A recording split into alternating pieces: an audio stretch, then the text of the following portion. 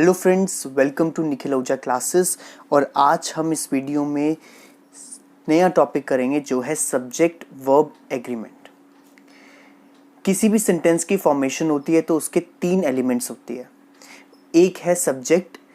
Subject वो part of the sentence है जिसके बारे में बात हो रही होती है, जो एक्शन करता है। और वर्ब वो पार्ट है जो कि एक्शन को शो करता है। और ऑब्जेक्ट वो पार्ट है जिसका एक्शन पर इफेक्ट पड़ता है। तो इस टॉपिक में हम अभी सब्जेक्ट और वर्ब के रिलेशनशिप को समझेंगे। नाम से ही जैसे हमें पता लग रहा है सब्जेक्ट वर्ब एग्रीमेंट, यानी सब्जेक्ट और वर्ब के बीच में एक एग्रीमेंट होना चाहिए। अगर सब्जेक्ट सिंगुलर है तो वर्ब में भी सिंगुलर के अकॉर्डिंग ही रूल्स लगने चाहिए, और सब्जेक्ट हमारा अगर प्लूरल है तो वर्ब भी प्लूरल होना चाहिए। इसके कुछ रूल्स हैं, और ये रूल्स इंपॉर्टेंट इसलिए है क्योंकि कई बार हमें सेंटेंस जब हम देखते हैं तो हम सब्जेक्ट देखकर कंफ्यूज हो जाते हैं कि ये सब्जेक्ट जो है ये सिंगुलर की कैटेगरी में आएगा या फिर प्लूरल की कैटेगरी में आएगा। आज जब हम ये सारे रूल्स करेंगे तो इन रूल्स को करने के बाद इस बात से हम बिल्कुल क्लियर हो जाएंगे कि कौन सा सब्जेक्ट सिंगुलर होगा और कौन सा सब्जेक्ट प्लूरल होगा।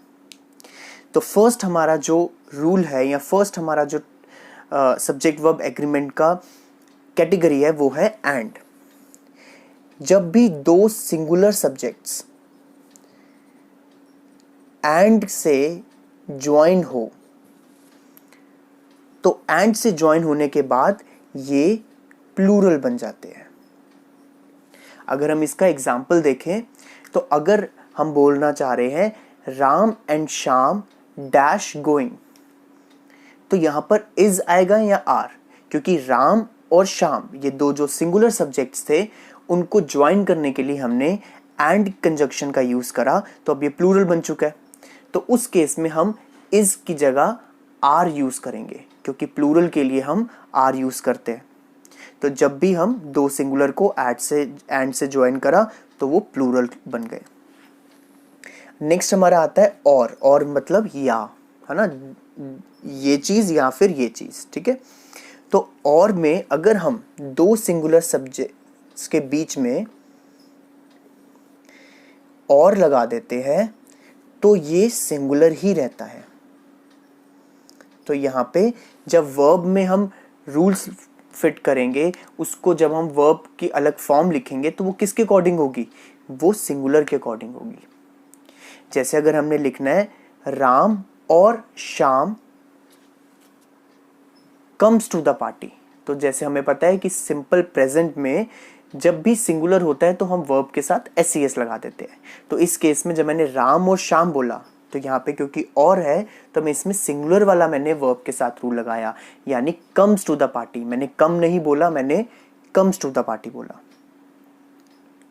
नेक्स्ट हमारा रूल है अगर सब्जेक्ट में either, neither, every, each, everyone ऐसे वर्ड्स यूज होते हैं तो हम इसको सिंगुलर ही ट्रीट करते हैं। ये सारे वर्ड जो है ये सिंगुलर है।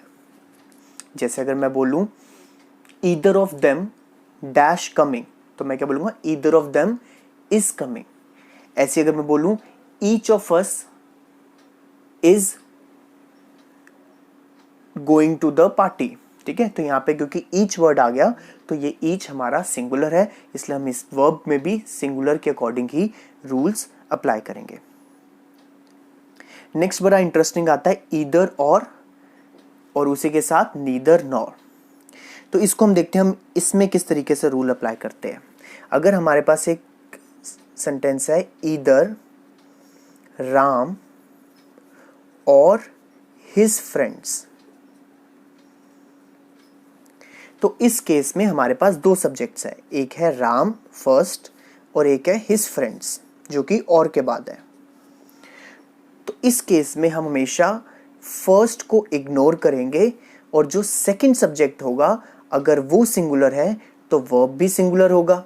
अगर ये प्लूरल है तो वर्ब भी हमारा प्लूरल होगा। तो जो हमारा वर्ब होगा वो किस पे डिपेंड करेगा, वो सेकंड वाले पे डिपेंड करेगा। सेम रूल नीदर नॉर में भी अप्लाई होता है। अगर मैं यहाँ पे neither लिख दूं, यहाँ पे nor लिख दूं, तब भी ये रूल सेम रहेगा। नेक्स्ट हमारा रूल आता है कलेक्टिव नाउन्स को लेकर। कलेक्टिव नाउन्स जैसे क्लास, आर्मी, बुके। अब हमें ऐसे देखने को लगता है कि कलेक्टिव नाउन है, एक क्लास में बहुत सारे स्टूडेंट्स होते हैं तो ये प्लूरल होगा, या फिर हमें ऐसा लगता है एक आर्मी में बड़े सारे सोल्जर्स होते हैं तो ये भी प्लूरल होगा, लेकिन ऐसा नहीं है। जितने भी हम कलेक्टिव नाउन्स होते हैं, क्योंकि हम उसको as a one unit, as a one group treat करते हैं, तो ये भी सिंगुलर होगा। तो इसलिए जो हम वर्ब के रूल्स लगाएंगे वो भी सिंगुलर वाले लगाएंगे। लेकिन कई सेंटेंसेस में हम सिर्फ कलेक्टिव नाउन्स नहीं होते सब्जेक्ट, कलेक्टिव नाउन्स का कुछ पार्ट होता है, उस केस में वो प्लूरल की तरह ट्रीट होता है। ठीक है, अगर तो सिंगुलर कब होगा, जब कलेक्टिव नाउन को एज अ वन पार्ट हम लेंगे, लेकिन अगर उसको प्लूरल की तरह हम लेंगे, कब लेंगे प्लूरल की तरह, जब उसके सिर्फ एक पार्ट की बात हो रही है। ठीक है, नेक्स्ट हमारा आ जाता है कुछ ऐसे वर्ड्स होते हैं जिसके पीछे एस लगा होता है। यूजुअली जो प्लूरल कोई भी सब्जेक्ट है, अगर वो प्लूरल होता है तो उसके पीछे एस ही एस लग जाता है। जैसे बुक है तो बुक्स हो गया उसका प्लूरल, है ना। अगर बॉल है तो बॉल्स हो गया उसका प्लूरल। तो कुछ ऐसे वर्ड्स है जैसे कि मैथ्स, स्टैटिस्टिक्स, न्यूज़, ऐसे कुछ वर्ड्स है जिनके एंड में एस लगता है, लेकिन एक्चुअली में ये प्लूरल नहीं है, ये क्या है, ये सिंगुलर है। तो ये हमें ध्यान रखना है कि जब ऐसे कोई वर्ड आ जाए तो हम उसको सिंगुलर के तरह ही ट्रीट करेंगे, चाहे वो सुनने में, देखने में प्लूरल लगते हैं, लेकिन एक्चुअल में ये क्या है, ये सिंगुलर ही है। नेक्स्ट हमारे रूल्स क्या है, pair, pair of jeans, pair of scissors, pair of glasses. क्योंकि यहाँ पे हमने पेयर को देखना है, पेयर तो सिंगल है, इसलिए हम इसको सिंगुलर की तरह ही ट्रीट करेंगे, क्योंकि पेयर है। अगर खाली मैं बोलूं जीन्स या सीजर्स या ग्लासेस तो उस केस में वो प्लूरल होगा, लेकिन अगर मैं बोलूं pair of glasses, pair of scissors and pair of jeans, तो ये हमारा सिंगुलर होगा, क्योंकि यहाँ पे हम पेयर को देखेंगे, पेयर कितने हैं, पेयर सिंगल है तो ये सिंगुलर होगा। नेक्स्ट हमारा आता है देयर।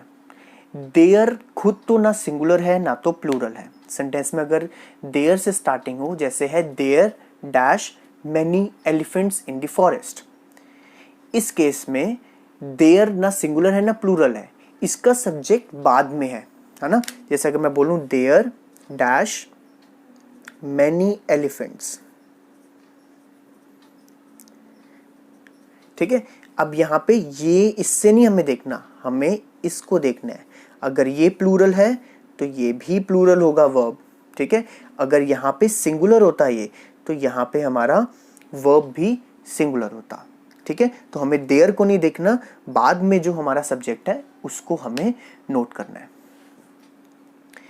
नेक्स्ट एक और इम्पॉर्टेंट है, जहाँ पे ज़्यादा गलती होने के चांसेस होते हैं, तो हमें यहाँ पे अटेंटिव रहना है।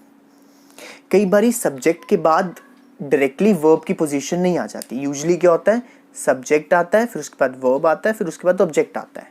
लेकिन कई बारी सब्जेक्ट आता है, सब्जेक्ट के बाद बड़ी सारी उससे रिलेटेड बातें लिखी होती है, फिर वर्ब की जगह आती है, फिर ऑब्जेक्ट आता है। तो वहाँ पर क्या होता है, जो वर्ब के इमीडिएटली साथ में होता है ना, हम उसको देखकर क्या कर लेते हैं, हम उसको देखकर ही वर्ब को सिंगुलर या प्लूरल ट्रीट कर लेते हैं, ठीक है। लेकिन ऐसा नहीं करना।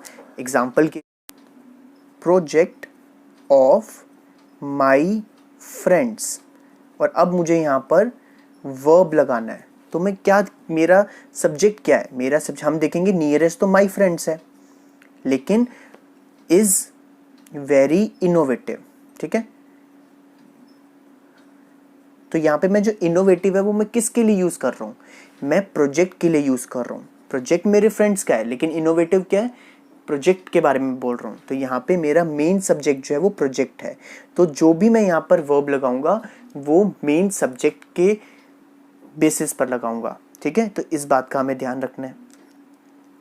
और कुछ सेंटेंसेस में along with, together with ऐसे वर्ड्स आ जाते हैं, जैसे Ram along with his cousins, student along with his teachers, है ना। लेकिन यहाँ पर हमें जो सब्जेक्ट फर्स्ट सब्जेक्ट है ना, जैसे हमने लिखा राम अलोंग विद फ्रेंड्स, तो यहाँ पे हमने फ्रेंड्स नहीं देखना, जो फर्स्ट वाला है वो उसके अकॉर्डिंग ही हमने क्या करना है, हमने वर्ब में को सिंगुलर या फिर प्लूरल ट्रीट करना है। ठीक है, ये कुछ हमारे रूल्स है जिसको अगर हम अच्छे से करें तो हमारे मिस्टेक होने के चांसेस 0 हो जाते हैं। आई होप ये आपको वीडियो अच्छे से समझ आया होगा। Thanks for watching and keep learning.